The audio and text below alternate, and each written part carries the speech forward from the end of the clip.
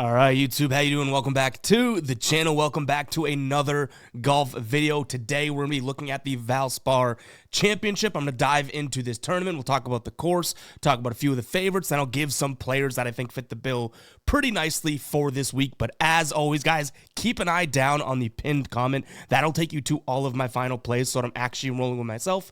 Down below in the pinned comment, absolutely free. All right, YouTube, how you doing? Welcome back to the channel. I tell you guys I'm a dummy all the time. They don't suck. They've just been sucking. Get them down to -3, 4 more juice than Jose Canseco in his prime. Tell me you're new without telling me you're new. So don't go jumping down my throat in the comments, right? If you want to fade me, or if you do want to ride me, this still leaves a bad taste in my mouth, right? And remember, more chins, more wins.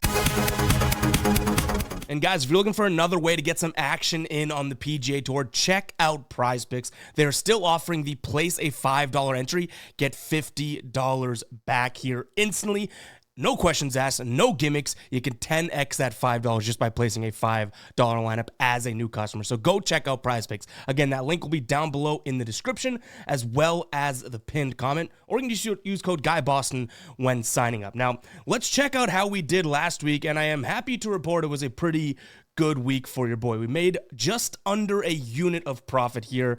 Some of the ones that I was disappointed in were the Doug Gim and Nick Taylor looks, and honestly, our tournament matchups. Unfortunately, we were heavier on our matchups than our, finishing positions, because these were all quarter unit plays. These were half unit plays. We did split. One big one was Morikawa over Scheffler, and same thing with JT over Ludwig. Like, we had 2+ money matchups, but a couple of these would have liked to see the turn the other way, and then obviously, would have been a nice, more profitable weekend. But nonetheless, still a profitable weekend from last week. Can't complain too much about that, but that was last week. We're diving into a brand new tournament this week, and let's go ahead and get into it. Hit that like button, hit that subscribe button as well. Let's take a look at Innisbrook, the course that we're going to be playing here. Over on datagolf.com, you can see where the course fit tool kind of skews towards, and it's a lot of approach. I will say driving accuracy is also something that I'm keeping an eye on, and putting as well. Even though putting may not look like something that we need to be super hyper aware of, I do think it's going to play its role, and I'll talk about that in a little bit. But even from a course table perspective, so this is where the course ranked in the last 10 years. So red meaning it's harder, green meaning it's easier. And you could see here, where does this course, and this is from 2024 all the way back to 2015, off the tee is absolutely where this has been a really hard course.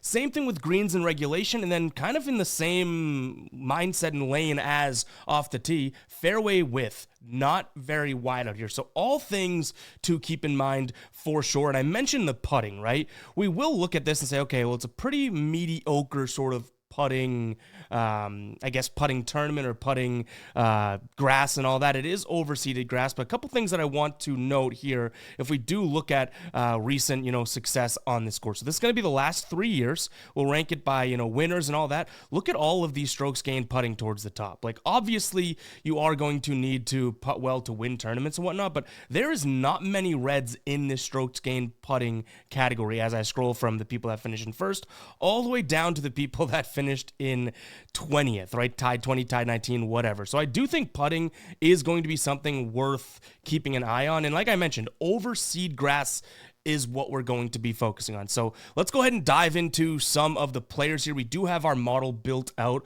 over on Bet the Number, and you can see off the tee, distance from edge of fairway, strokes gained on the approach, around the green, and putting, strokes gained from overseed over the last 24 rounds. Then I also threw in greens and regulation, because actually one thing I didn't mention yet, this course is nearly 10 percentage points below tour average in terms of greens and regulations hit. So I do think hitting greens is going to be a pretty big deal this week. So right now we have everything filtered by, the most favored golfers all the way down to the least. We'll take a look at some of these favorites, Tommy Fleetwood being the first one.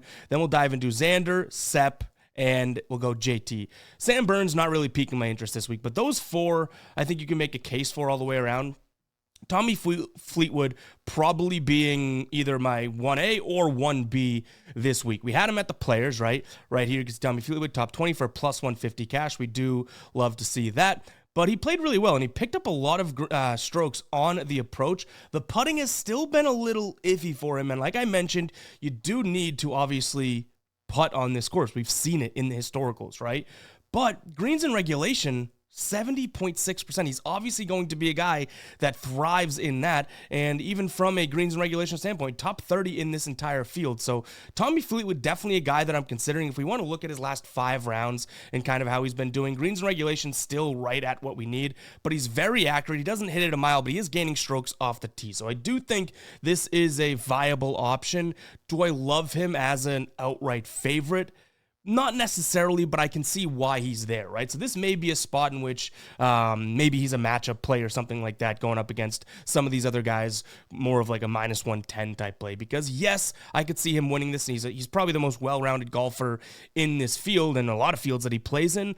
But him, I kind of like, and I know he's a stud, but I like Tommy Fleetwood kind of like we had him last week, right? When he can sneak in the top 20 and get some nice plus money for you, take him top 20 now, you're at -200 already. So Tommy Fleetwood definitely on my radar. Not exactly the guy that I'm in love with in terms of taking outright. I do love him in a matchup standpoint. Like I said, he's my 1A or 1B. We'll talk about the other guy that's either A or B in just a second as well.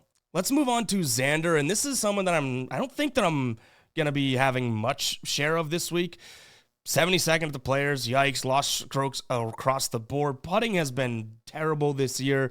Driving accuracy hasn't even been all that great. If we want to even look at, last 3 rounds or so, you could see driving accuracy is 47%. Greens and regulation far below average. So, yeah, for where he is and where he ranks here as the number 2 guy in terms of the odds, I'm not touching Xander. Can he go out there and show me that I'm an idiot? Probably, because 2 out of the last 3 years, he has a top 12 or tied 12 and a T5. So obviously he might play Valspar well, but to me, based on what we've seen from recent form, I'm not really all over Xander this week. Like we were a couple weeks ago, and he kind of shot us in the foot, right? Now, the next guy I mentioned, 1A, 1B with Tommy Fleetwood, it's going to be Sepp Straka. I want to make sure the putting is there because he has had a couple ups and downs weeks in terms of putting. Did gain a marginal, amount of putting strokes there last week at the Players. But what I like, yet again, Sepp Straka, another guy that's accurate. Yes, he hits it, decent ways as well, but not necessarily the biggest hitter in the field. But 64% accuracy-wise, we look at the last 5 rounds to get a better judgment of that, right? 68%. His greens regulation, yes, they drop a little bit, but still pretty good. So this is definitely a guy that I am considering to have some share of as well. Him and Tommy Fleetwood, probably the 2 guys towards the top of the list that I'm really liking. You can even see why. Putting on the overseed here, Sepp Straka, actually 5th. So this is last 24 rounds on this grass type. He's the 5th best. So I do think that this is worth considering. So Tommy Fleetwood and Sepp are probably my 2 guys heading into this one. And then the last one, and I do like JT. I think last week we were a little bit too early on him, obviously, just based on how things turned out too. He had that fantastic round. He made the cut. Loved it. But in, some of my one and dones, JT was my guy last week. And he ended up finishing T33. So he didn't really do his job, right? And if we want to look at, say, what has he played? Probably 7 times. We'll go 8 in this season. 1, 2, 3, 4, 5, 6, 7, 8-ish, right? So let's look at his last 8 rounds, not 248 rounds. Kind of break this down. Accuracy, middle of the pack. Greens and regulation, far below what we need. The putting has been lacking, but, and it's certainly a big but here, we look at how he ranks in the model. Strokes gained on the approach, which, again, bumping back to this, we haven't really talked much about strokes, right? We've talked about off the tee, we've talked about putting, but via datagolf.com, approach is massive at this course. And he ranks super well, in the approach when we look at this model, right? Number 1 here in the field. Around the green, sure, that's good as well. And throw out last year, look at what he had done the 3 previous seasons at Innisbrook. T13, T3, T10. So it's hard to disregard JT, but I feel like last week we were too early. I do consider him this week, but I don't think that he reaches the Tommy or Sepp Straka level for me overall. If we were to look at a few other guys, so first off, if we were to kind of rank this and filter by strokes gained off the tee, which I do think is massively important this week, again, using that course table, you can see that is what the most difficult thing on the course is, averaging 5 over the last 10 years. I think that is going to be the thing that we're focusing on in terms of off the tee. You can see Luke Clanton up there for us, Rico Hoey, which I do like. The putting worries me. You know what? I am going to favorite him because I think that's something that we can come back to. And then Nicholas Norgard, who has cashed for us multiple times this year. I worry at some point the odds will obviously catch up to us with him and that type of thing. But overall, I do like him. So those 3, pop it down here. Alex Smalley, a guy that maybe I'm a little recent bias, but, didn't play all that poorly at the Players by any means, right? I mean, didn't have the best of, I guess we could say, closing rounds here. You could see lost a bunch of strokes, but still a T14 finish. Had a good first and second day. He's going to be a guy that hits the greens. He's going to be a guy that drives at fairly accuracy and gains strokes putting, and that's what the model is telling us right here, right? Off the tee is going to gain, putting right here, getting greens in regulation, all kind of checks out. Checkered past in terms of this course and his history, but he's been playing some good golf. I almost said good football. It's not even football season, but he's been playing some good golf, right? A few of the other guys that I have favorited as of right now, if we want to take a peek at them, we've talked about Fleetwood, Sepp, JT, Lucas Glover, another one. Yes, the putting is going to worry me, but he's got fairly decent history over here, and I'm not going to lie, I'm just kind of liking what we're seeing out of him. I mean, T3 hit the Players, picked up a ton of strokes off the tee and putting. We do love to see that, obviously, right? So he can't be someone that we just disregard. And even when we look at everyone ranked in this model based on the weighing that we put in, which if you want to kind of slow it down and check out our model, that's what we have. But you could see here, it'll take a second to load again, but he is the number 4th ranked golfer here, right? Even looking at the next one, which is, we talked about Smalley, talked about Luke Clanton, Matt Kuchar, who... There's never been a guy that smiles and will take a top 20 or top 30 more happily than him, right? It doesn't seem like he's really had that juice or anything like that. But you can't really disregard that his course, his player build can, to some degree, fit this course, right? I mean, even if we do want to look at this, we could say the Valspar, he's had a little bit of an up and down here, but some really good years. And they're only talking a couple years ago. I mean, his last two, not so great, right? Actually, that's the Valero. So let's go boom. You can see Valspar right here. He's had some decent finishes in there, but what I like is he's gained a ton of strokes putting on this course. He's going to be a guy that does hopefully putt well with the overseed, and even looking at it right here, right? Last 24 rounds putting on overseed, 8th best in the field, good at hitting greens in regulation. You're getting a veteran here at some decent odds. Where I would say my worry is certainly his strokes gained off the tee. Talked about Rico. The last one that we haven't mentioned would be Max McGreevy. He's been playing some good golf, right? I think we're getting good odds here. We don't have enough shot link to track his overseed putting, but everything else that we kind of talked about, strokes gained off the tee, distance from edge of fairway, so some more accuracy numbers, right? Even on the approach, everything kind of checks out. So that is also a guy that I'm considering here in this spot. If we were to scroll around and just kind of to pick around here, tell you some other thoughts that I did have. Shane Lowry's been playing really good golf. I don't think you can go wrong with him. Kurt Kitayama is kind of on our DNB list, right? Like, he has absolutely burned us, but fits this course fairly well, but he has not been playing great golf and doesn't even have that much of a great history here. We talked about Xander. I don't think that he really fits the bill all that much. JT Poston caught my eye at first, as did Michael Kim. But Michael Kim, we called it, right? We had talked about his putting, and his putting ultimately, and let's just go into it so we can validate it. His putting ultimately took a little bit of a step back like we said it was going to, right?